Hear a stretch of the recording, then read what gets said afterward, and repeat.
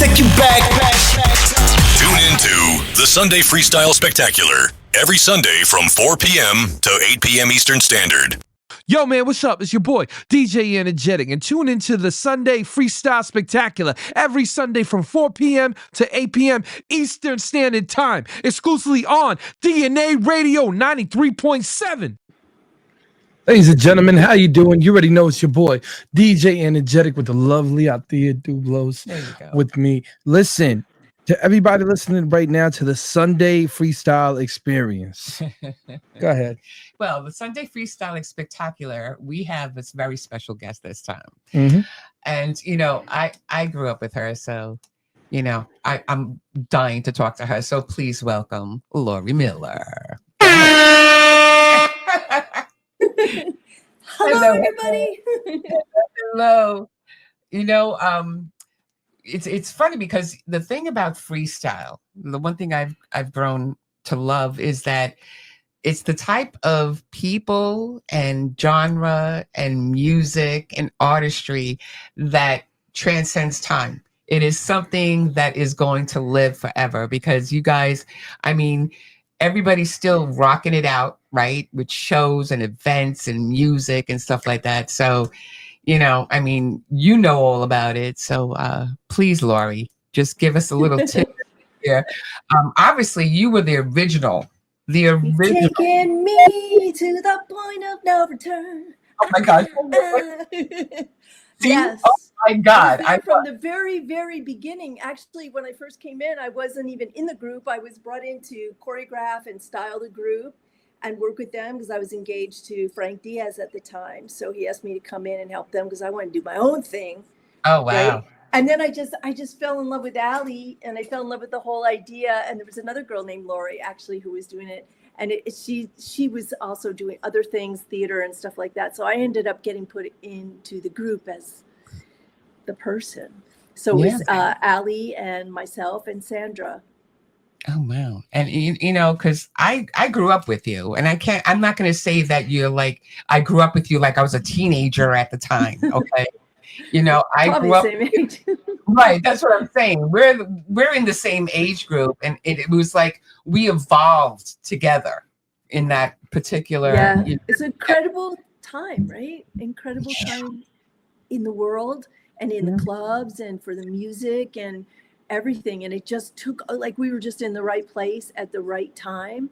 Right. And it was incredible, you know, like it's nice that finally, after all these years, that we're finally getting, you know, people are finally realizing what really happened and what the truth is, you know. So there's lots of girls in Exposé. I know. I know you like to speak the truth. That's why it says exposed, you know, because that was the original title. Well, was exposed, right?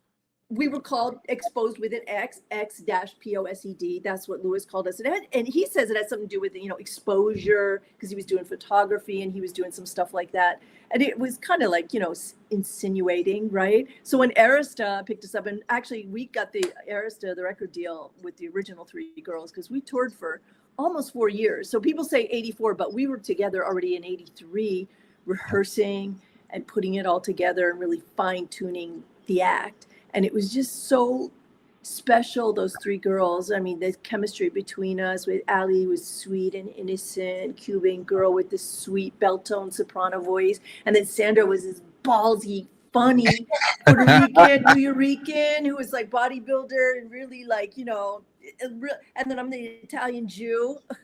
So we all have our, you know, we had a lot of fun on stage. I was telling, you know, we're in rehearsal now. We put the group back together. Originally, we started with Lewis. I think I'm jumping ahead, but I just want to tell you a funny story about Sandra, because she's so funny and I miss her a lot. You know, it's really sad what happened with Sandra, but we were so tight. We were like a little family. But Sandra was so funny that she actually would do an Eddie Murphy imitation of James Brown in the middle of an Exposé show. The last thing you would expect, that she would jump back and kiss herself and we'd all scream and then we'd go right into point of no returns. It was like that. That's how we were on stage. We were just, you never knew what we were going to do. But you know what's funny? But when she said that, because there was a clip on Instagram with Eddie Murphy doing James Brown on stage. Yeah, I saw it recently. You remember? Okay, you know what I'm talking about. I do. And I do. And I was telling the girls now about it, how crazy we were and how off the cuff we were, and we just had so much fun. And that's why it was such a strong thing, the connection that we had with the audience. And yeah, we'll tell more as we go. Yeah. Any other crazy stories you want to talk about? Sure. Ask me anything. Oh my God. Go ahead, girl. Dish it out. Let's go. Well, it was a lot. We would go out and we would do 3 to 5 shows in a weekend, every weekend. It's like we never really unpacked. And we did, in fact, it was so crazy, especially in LA, all the DJs would pool together and pull all their money together and rent these big venues and bring us out. And there was thousands of people there. In fact, most of the clubs that we performed in, the show would get shut down because it was over capacity. And we had all ages. And so we would be pulling people up on stage. And it was just, David German was the guy who brought us to the attention of Arista and Clive Davis. He's the one who got assigned to Arista. And he was there for a lot of the shows. And we recently did a documentary about the making of Point of No Return. And there's another documentary in the works right now, from my point of view, from the story of being the girl, in the group and what happened behind the scenes and what it was really like. Because, excuse me, let me get tissue. I'm not crying. But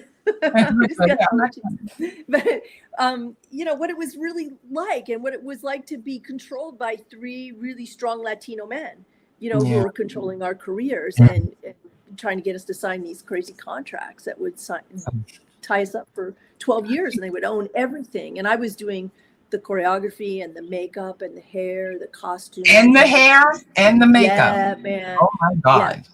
And we would get in the limos. I mean, our hair was like, oh girl, please tell me. I know about hair. Slump down like this so we could fit in the car. Right? And then in between shows, it's like, get it. Let me tell you. Aquanet. Oh my God, I was just going to say that. I was just going to say Aquanet was my best friend. Aquanet and Focus 21. It was 2 different, Oh my God. And we had these amazing hairdressers too that taught me so much. They would come with bags of hair. We had mohawks. And I mean, if you look at some of the pictures, it was, and I know so we did the album and we were getting ready, and there's a lot of things that I don't really want to reveal too much about because I don't want to be denigrating to anybody. But there's a lot of things that happen backstage that nobody really understands. And, it was the 80s. So, everybody was partying. Everybody was doing drugs. Everybody was enabling people to drugs. I've never been into it. Because I'm a yogi and I've always been into yoga and I was always about the show, and I'm not really a drinker or anything. But we spent hours with our fans. I mean, we put so much time and energy into it. We were so in love with the whole thing. It was just incredible amount of exchange of energy between the audience and ourselves. And we would spend hours with them, signing autographs and talking to them, taking pictures. It was really special to not get recognized or not ever be acknowledged. That's what kind of made me come out from the shadow and say, wait a minute. That's not how it went down. We were not background singers. We were not just the studio singers. We actually got the deal that, the girls today are exactly really well with. Yeah. No, I'm happy for them. It has nothing to do with them, what we're doing now. Oh, no, I get it. But you are the originator. Okay. But, and we have to. Well, she did the groundwork to get that brand to a high extent, Yeah. So you got to give it up to her, because I definitely understand how you feel, because there was a lot of brands that I basically pushed when I was younger that became multi-million-dollar brands. But because of certain stands and, the same thing that you felt like in the industry, like I kind of started getting very taken away from the industry when it came to starting to see what played off behind the green screens, Yeah. Yeah. So that I definitely understand where you're coming from. I never signed my contract because as an artist, I was just like, and Frank was my fiance at the time, Frank Diaz. And Lewis was not really on the road with us. He was busy in the studio. I mean, it's his music that was the vehicle that gave us the opportunity to do what we did. But without knowing, like, you know, it was always an argument, which came first, right? I said, you know, every time we do a live show, there's more sales. And of course, the music industry isn't today what it was then. You know, it's so hard now to compete and to get anything out because there's just millions of songs coming out every day. Yeah. So yeah, it's Lewis, and they, you know, the girls now too aren't friendly with Lewis, or, you know, really we invited them to be part of this when Lewis reached out to me and said, do you want to do this again? And I was already writing my memoir because I think it's a cool story. You know, like, how many songs do you know that have been hit twice? So we had the first local record, right? It came out on vinyl and it was locally huge. And then it got picked up by Arista and it was huge. And then we did Exposed to Love and it was great. And then we got the album deal. And then halfway through it, which I understand totally, they redid Point of No Return and it went crazy. I mean, Ali and I are singing on that whole first Exposure album. But they took my name off because what happened was we had done the whole album. It was going to be the only original one left with Joya and Jeanette. Okay. And when we got down to it, with a lot of personal things that I found out about that were going on between Frank and I and myself and him and other people, I, you know, and the contract. And I was just like, you know what? And then losing Ali and losing Sandra. And I just wasn't into it. You know, my heart was broken, really. And so I left and they had already finished recording the album. So they were pissed. So they put out a cease and desist. And they said I couldn't say I was even formally of Exposé. And I had another record that I'd already done and they tried to block it and they tried to keep it from happening. And they threatened that if anybody helped me or distributed my record, they wouldn't give them Exposé. I mean, it was like that. No. That's what the industry a lot of times does that people don't know. Like, because of a certain project that they feel like they're gonna put the most money in, anything that you basically do, even as an artist, like, you could leave in good terms, right? Very good terms. Yeah. But at the end of the day, because she was a, you know, originator, if her thing blows up, that project doesn't get to the point where the label wants it to get. Maybe, so you're right. That's what they do. You know what I mean? I've seen it happen to a lot of artists. So they left my vocals on the album, no credit. You never got credit for it? And I never signed a contract, so I never got any royalties. It wasn't until like a couple years ago that Cherry Red put out a 3-disc CD that they talked about the original girls and they gave us credit because my voice is all over it. Yeah. I mean, I did all the air stuff, all the signature stuff.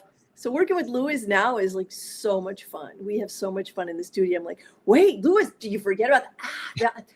It's got to go in there, you know? So that's great. We have, so what we decided was, you know, we first were coming out as Exposed. I used to own the trademark for it and I let it lapse mistakenly. But then I got like an 8-page cease and desist from Jeanette and Joya and Hand, or their attorneys anyway, saying that we couldn't use Exposed because it was too similar. And it was confusing to the audience. So that's okay. I mean, I'm not out to, you know, I'm not going to fight. I'm not going to. No. So we changed the name to O-Baby from the song. I know, I saw that. O-Baby. And I have 3 generations of girls. So I have a girl who's in her 20s who's singing the new version of Point of No Return. And there's a ballad version that is just, I love it so much. And I always wanted to do a ballad. Listen, you got to send that to me.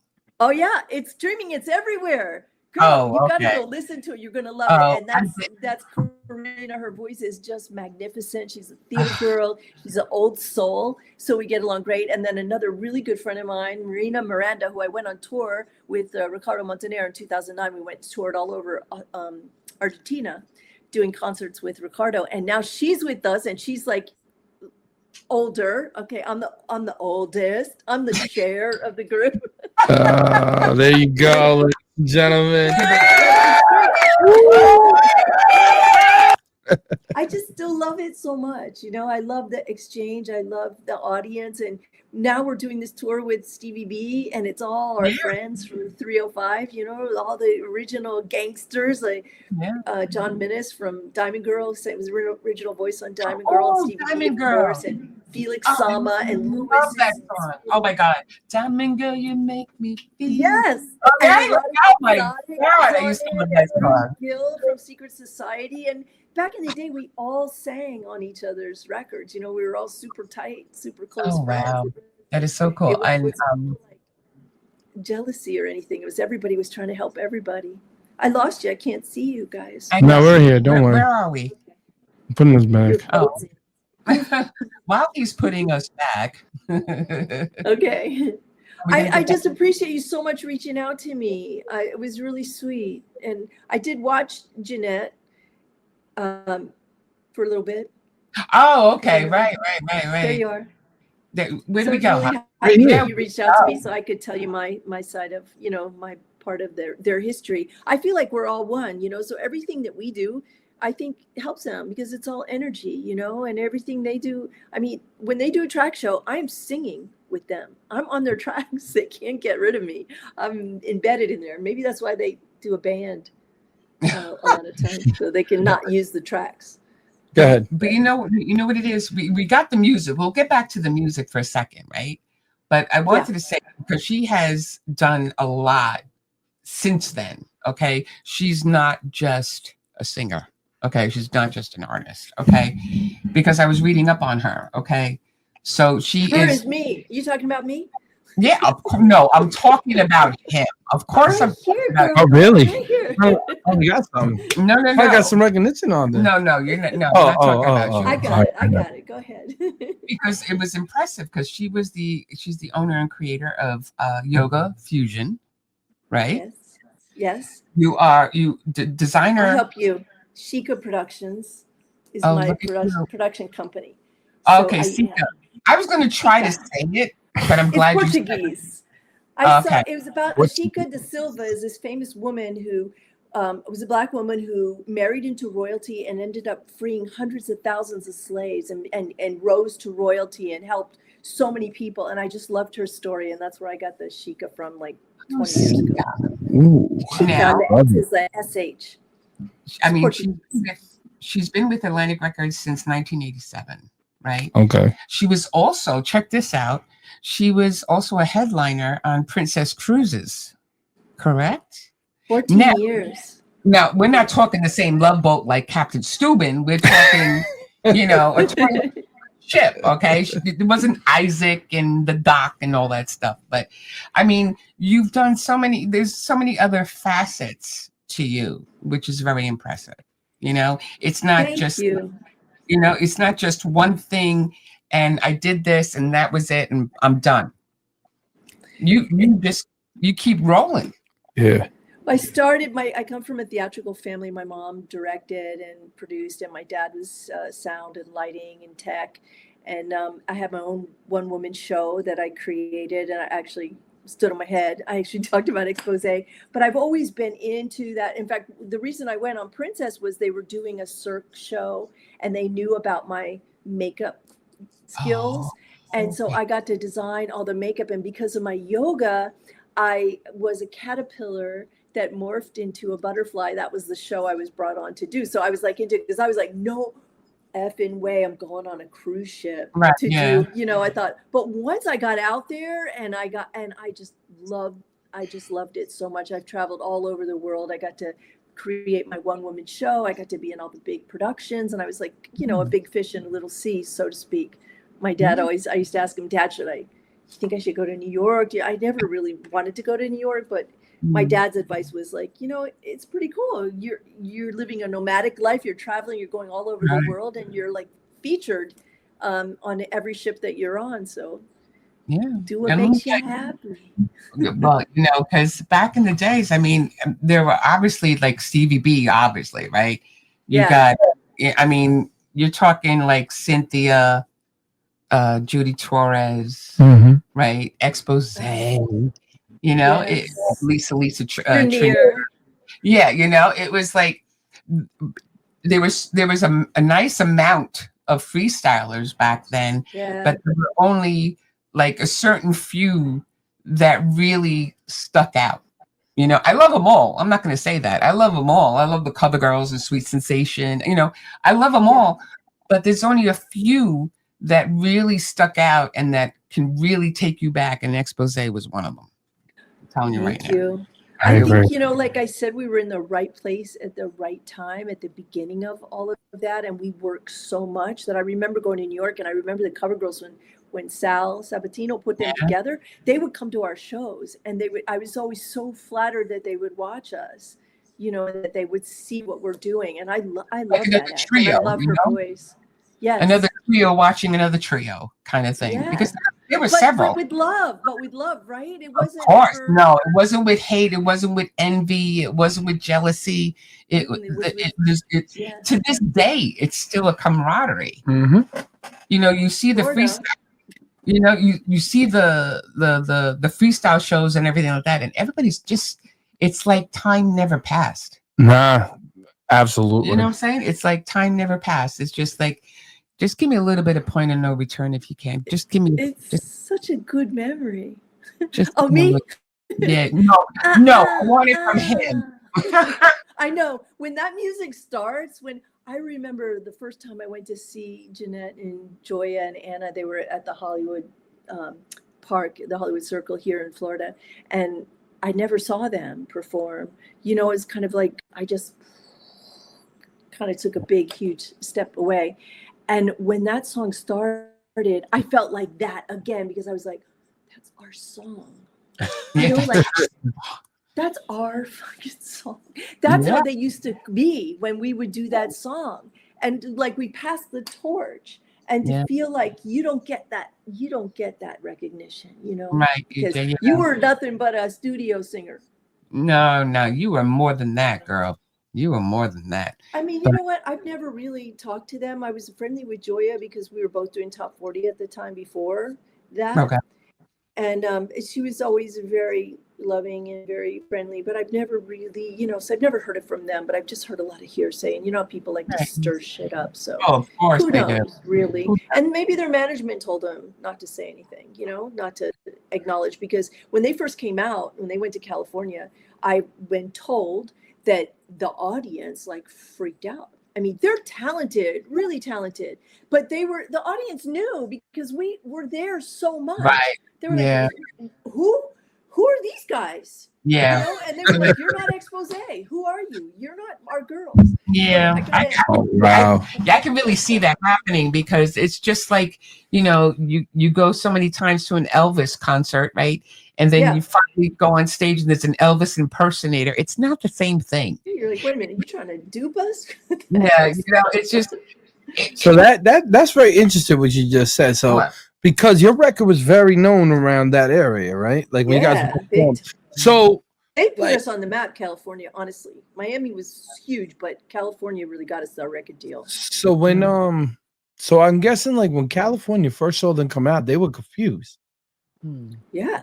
Because they seen you guys perform previously than that, right? The same record. Perform, but like I said, we would spend a lot of time with them. Like we would stay after the shows and sign autographs and talk to them and take pictures. Oh, wow. It wasn't just like we were in and out. We really reached out, and it was incredible.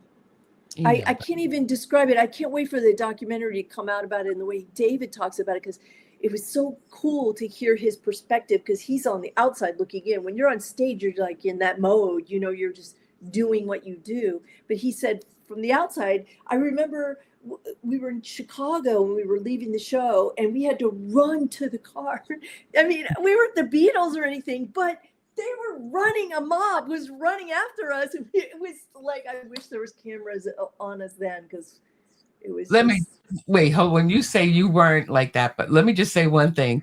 When you were that age, okay, and if you see the photos of her back then, oh my God, okay, she reminds me in certain photos, you look like Nicole from Pussycat Dolls. Really? The one who just won the Tony last night? Yes. Yes, the one that just She's won so her Tony, talented. whatever her last name is. But that's who she reminds me. Schlesinger, something like that. Right, but that's the type of voice that you have too. It's a very, I'm definitely legit singer. Yeah. But you have a very penetrating voice, believe it or not. oh, thank you. You're welcome. I'm a jazz singer. You know, I really love jazz and blues and R&B, but I love playing with my voice, and I have a real sweet part of my voice that I like to use, and that's what Lewis likes. He would always say to me, "Listen, no Streisand, okay?" No Streisand. Great. I said, "Well, can't you just talk to me like a professional and say no vibrato and put it up in your head?" And it would like as if it was a bad thing. But that was the beauty of working for Princess too. I got to sing across the board all kinds of music that I would have never chosen for myself. And you know what's so cool? I just want to share this with you because I'm so jazzed about it. It warms my heart so much. So in 2020, I started getting phone calls from these DJs in Europe, in Amsterdam, in Italy, in Berlin, and they're like, "Do you know that you have a cult following? Do you know that your record, Love is a Natural Magical Thing, that I was doing before I even left Exposé, is like people can't get it, so it's selling for like $100 for a 12-inch vinyl single. Do you want to re-release it?" And I was like, "Yeah, let's do it." So we did it, and we did a short run. It wasn't huge, but I was still so in Bob Rosenberg from Will to Power, he did the dub version of it, which is incredible because I sat with him for like 5 hours while he hand spliced the dub. That's how, the tape. That's how we did it back then. And to hear the dub version of that song, and that somebody did that by hand, it's just What's amazing. the song name? What's the name of the song It's called again? Love is a Natural Magical Thing. It's on my site. And and so the fact that it existed on its own without, in Europe, and then we re-released it, and then they just re-released another one of my songs that I wrote with my friend Jeff Hines called True Love, and it's more like a jazz sort of. I don't know how you would even pick the genre of that song. You tell me what you think it is, but it's definitely danceable. Yeah, I'll look it up. But also, so now you're going to be doing June 21st. You have an appearance now with the Stevie B Spring Love Festival, right? Spring love, come back to me. Oh my God, another song I used to like. Oh my God, I know, right? You know what it is with freestyle? Why are you tapping her? Yeah, why are you tapping me? Oh no, I just like the song. Oh, okay. Because one thing the one thing is that with the freestyle is there's so many songs that were so different and good. And give you such a vibe, right? When you hear the song and you think about the era like Casanovas, where we first started doing shows, and that just the crowd and the energy and the way everybody was when the song came on, and the way they would lose their minds and freak out. It was just great. It was just like at that time, the Suave guys were like Stevie B and like Noel and Coro. Okay. Yes. Okay. Those were the Suave type of songs, and then you had Company B was out there too. Yeah, that's Company true. B. I actually did a song with Ish from Company B. It was on Atlantic Records. It was called Parallels. It's a beautiful fairy tale song. Down. You're not giving me a chance there. Parallels. It's on my SoundCloud. It's on my site. I really appreciate you doing the research on me too. That's really. I did a little research. I didn't, I got what I could, because sometimes, you know what it is that like I want to have like a little bit and pieces of a little bit of everything, because every little thing that I talk about or if I bring up, you'll give me a story. Right. Right. Yes. I threw so here's another story. So go ahead, let's go. Go ahead. Here we go. When I left the group, which was rather abruptly, because we had already done the album and we had the tour, we were going to open for Lisa, we had the buses, we had the band, the whole thing. It was a moving train, and I just, guess I'm just that kind of girl. I just, if I get my heart broken enough, I get so determined. I was just like had to walk away because I just couldn't swallow it. I just couldn't deal with what was happening personally to me and to the situation. But there was somebody in the office that noticed, what I was doing. And he's the one who got me started with Chica Productions, because he said, you should, I have this new club and they need dancers. And so then I started doing all my costuming, and I put a troupe of dancers together. So for 8 years, I toured around and had 5 or 6 different clubs, one in Montreal and about 4 or 5 of them here. And I would do the decor and the dancers and the whole thing. And at the same time, I was at Facade in Miami, which is a super famous, like $8 million, huge nightclub with a 10-piece band. I used to sit in with the band. There's all that footage is on my website. Oh, wow. I really got to check out the website more. I wasn't doing my due diligence. Okay. There's a lot on there. There's too much on there. I really wasn't. And now I'm totally, I'm in the jewelry industry, but I get to use my whole bag of tricks. So I'm helping to produce these trade shows, and I do all the presentations and do all the voiceovers and the introductions, like little mini Grammys, mini Oscars. We do 3 of them a year. It's like planning 3 weddings a year. So you can imagine what goes into that. Wow. And it's people from all over the world, and she's a busy little bee. And it's with my really dear friend, Andy Wyman, brought me in under her wing. She knew my mom. In fact, we know each other because we did theater together 40-something years ago. And and she and I had so many fast changes that I said, we'll never make it. So I made this dressing room for us. And oh, wow. I wrote her this card and said, I hope, and I crossed out hope. And I said, I know our paths will cross again. And so for the past almost 13 years, I've been working with Andy and her husband, Joe, in their company, Continental Buying Group, and Preferred Jewelers. So it's really great because it enables me to, all those things that you don't have when you're an independent artist, like health insurance and all that. Like when you're an artist, you're flying high and everything's great, and you don't know what's coming next. So it's nice that they give me the stability, and they're so supportive, and they allow me to. They love it that I'm doing all this stuff. I want to say something about the insurance, because I think there was another artist that what's her name? Chappelle Roan. Oh gosh. Oh, Chappelle Roan. Yes, her. She was just talking about she was just talking about the industry, about the healthcare. She's a very big advocate for that, about the record labels including health insurance for the artists. Yeah, they do sometimes. They do sometimes. Well, but it depends, I guess. But it's really so one-sided. The artists really pay for everything. And people are getting smart now. They realize they want these fancy videos. Well, you can have your fancy music video, but you're going to pay for it. It's going to come out of your royalties. So, and that's the way it is now. And now with everything streaming, it's really, the best way to make a living is performing. Yeah. So I'm happy that we were able to enable Jeanette and Ann and Joya to have this wonderful career that they've had, so, and they continue to have. So I'm happy for them. No, that's what I was going to say, because nowadays it's not about just the singing part. It's about the concerts. It's about the merchandise. It's about, your podcast. This is about, there's just so much now, is that basically you got to be your own promoter, It's not like when we were younger and stuff like that. I came when we got on there, we were before the 360 deals.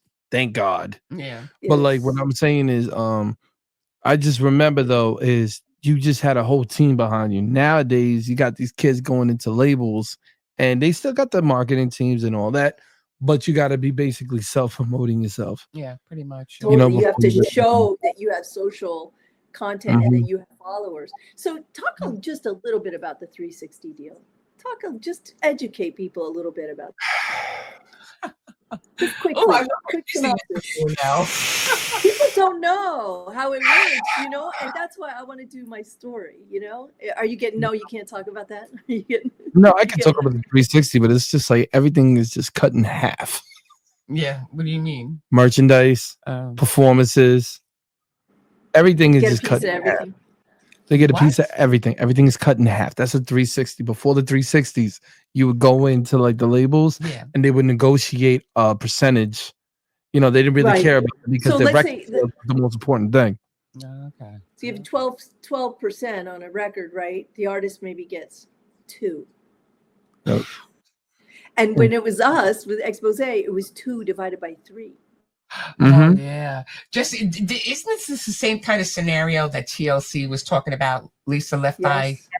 Isn't it the same scenario that she was talking about all the expenses and everything that was? Well, not a lot of artists know that, because a lot of times they used to go, "Hey, you want a limo? Hey, you want this? Hey, you're gonna get this. You're gonna get that." Now you're a young artist. You're like, "All right, man, where's my money?" And then all of a sudden, you got a dude that comes in, right? Comes in later on. He goes like this. He goes, "Here you go." He just throws a paper on there on you, and you go, "What is this?" And what is this? This is and then you go, "Oh, that's the studio budget. This is this budget. This is this budget. How much you get?" Because you're complaining about not a lot of, I don't know, man. Because I've seen a lot of artists, they complain. It's kind of out of balance, I think. Yeah.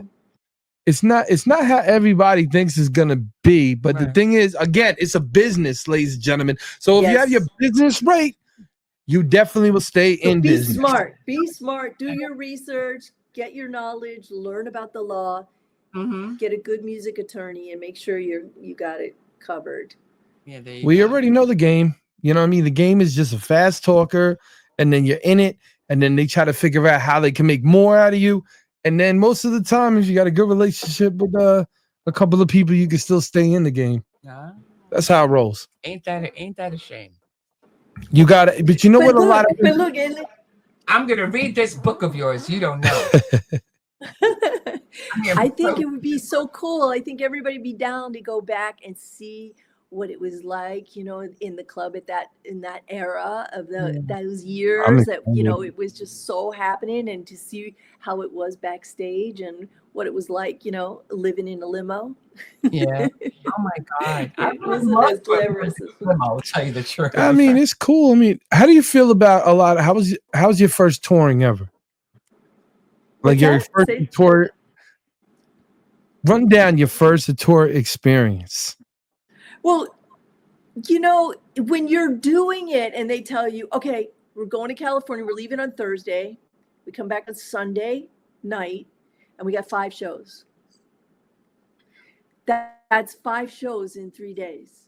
Yep. So you don't have time to, like, all you know is that it took us about 6 hours to get ready, because 2 hours for each girl, hair, makeup, lashes, the costume, the whole thing, and then bring in like maybe a change, bring in all the makeup and the hair stuff to, like, you know, if we had 2 shows in one night, then you go, you get a bite to eat, you go home, you go to sleep, you get up, you go to the radio, you do your promo, you go to the club, you get ready, you do a sound check, then you notice that the fire department's already there, because they know it's going to be over capacity, and they shut you down. Like, we're pulling people up on this stage, because one show the stage was almost collapsing and all the girls are coming with the makeup and with their hair looking like us, you know, like we did a lot of teen clubs and stuff too. It's just incredible.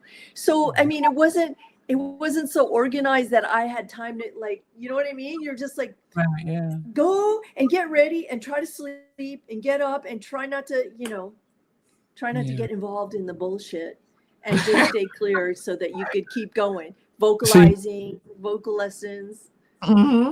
They crammed us in a bus, honey. Yeah. They crammed us in a bus, and we had bunk beds. Oh my God. And it was, yo. Hey, that's how my tour was with Ricardo Montaner. Oh my God. And that was only 2009.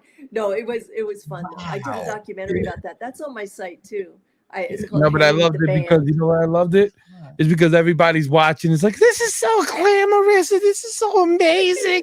You're literally under people like this, right? It's like a bump bed. So it's bump bed down here like this, right? And you're sitting there, right? When everyone's like, oh, but exactly. And everyone's like, oh my God, this is so amazing, right? So you're sitting there, you're coming off the bus, and everyone's like, oh my God. You're like, oh God. Trying to like hold yourself up and all that, and just trying to smile. See, people don't understand that, man. Like, but you do it again, wouldn't you? But you do it again, wouldn't you? He would. Absolutely. He would do it again. Only thing I just wouldn't like is just trying to grab the fast food and stuff like that. Because it's about the love, really, right? It's about the exchange and the audience, and there you go. Just doing the music. Oh, please, when you were on, when I saw you, whenever you would light up the minute he would be like, oh, I'm going, right? And then the minute he got on stage, he just lit up. You know, you gotta be that way. Like, this is your job. See, the thing is, it's like, okay, You know when you clock in for a 9 to 5 and that 1 minute you have to click on out of nowhere, you just got to click on. That's how the stage is. Yeah. Okay, I got you. Right when they say you're on, you got to click on. That's your job. Yeah. Well, you know what I mean. That's your job. What did you do?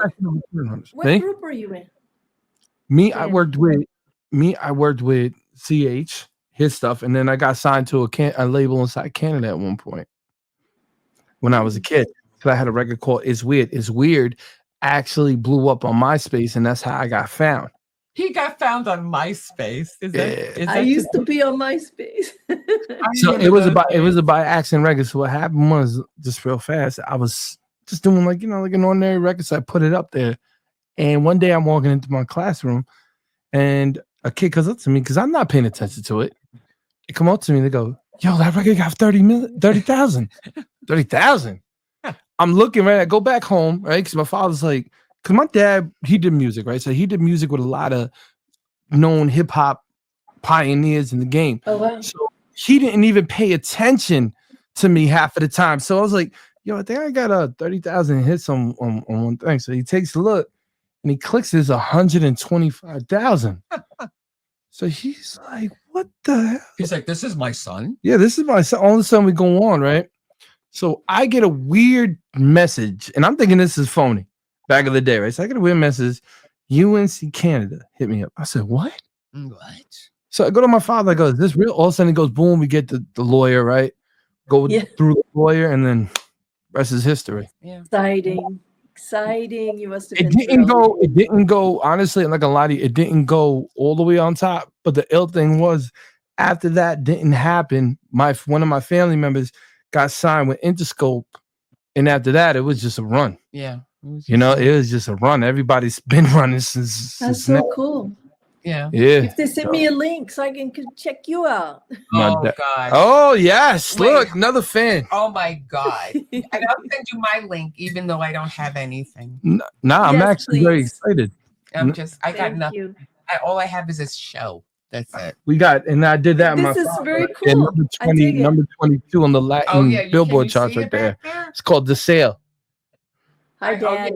Okay, maybe if I move. So that's what I did with my father. I actually did a record with my father 2 years ago, and the record actually did very well. Yeah. It was number one on iTunes on the urban charts. And that's why very cool.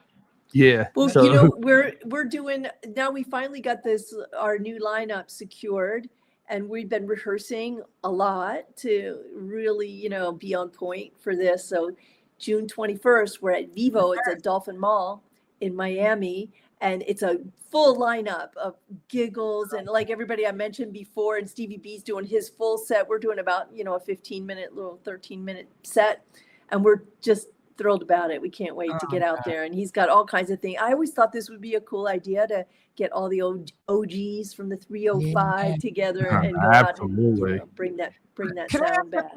Is Giggles, is that the girl that sang Love Letter? Yes, I believe so. I'm trying to listen. What does that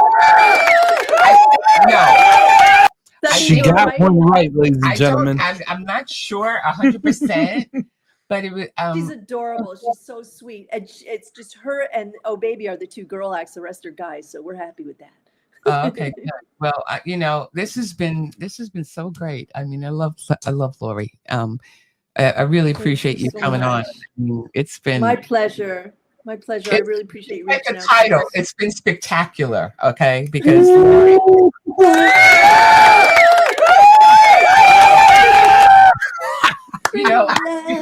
We definitely got to stay in touch too, man. Because there's so much. Go ahead. Because you starting to sing. Oh, okay. I'm gonna fall back. Go ahead. A little bit going out. Come on. Give me a little bit. No, you have to come to the show. You have to come to the show. Jesus. We've actually released. I know we've done a remix of that. Mm-hmm. Check out Point of No Return, the ballad, and the new versions. I mean, what Lewis has done, he's had like 15 other DJs remix it, and we're actually charting in London right now. We went from 22 to 17, and we've only been on the chart for like 3 weeks. So we're moving up, And now Okay. I think the next one is going to be Exposed to Love. We're going to redo that. And we have some new material as well. So I want to do the stuff that we did in our show that the girls don't do now, because let's let them do their thing. But there was like You Got Me Running and Extra Extra and all that. I just love the songs, but I can't quite talk when I listen to it. But we'll see what happens. He's got so much music, and we got Felix Sama, who's I'm loving this. He's on our side, and he's really been promoting us, and Stevie B has been just great to include us in this lineup. And give my love. Tell him, Althea, please. Give Stevie B. No more doing that, but come on, girl. No, you get Mr. Spring Love himself. You gotta give him props. Yeah, okay? he looks great. He looks great. And I was a little self-conscious because I'm so much older now, but I still do yoga every day. So I like this idea of saluting women of all ages and having this 3-generational group, so that everybody, like even the girls like me who are out there, can be like, yes, sister, go. Like if you still got the love and the energy, then why not? You still got the love, the energy, the look, the charisma, the voice. So you just keep going, girl. Let me tell you, I really definitely, if you got any records that you want us to play or want us to spin, we'll put on our radio. We'll put on our radio show. The thing is, we have a radio show right now that you're actually on. Go ahead. What, go ahead. The DNA. Oh, it's the DNA. It's the Sunday Freestyle Spectacular. Yeah, on DNA. Come on the iHeart. Okay, hold on a second. All right. You're rushing me. Okay. So, but what I'm saying is that we have DNA live, right? We have a DNA live show. We have the DJ Enjetic show. And now we have over 50 radio station affiliates, not only in the United States, but also abroad. So we got London, we got Turkey, we got Germany, we got Hong Kong, the Bahamas, we got what else? What was the new one? Oh, that's Dubai. Fantastic.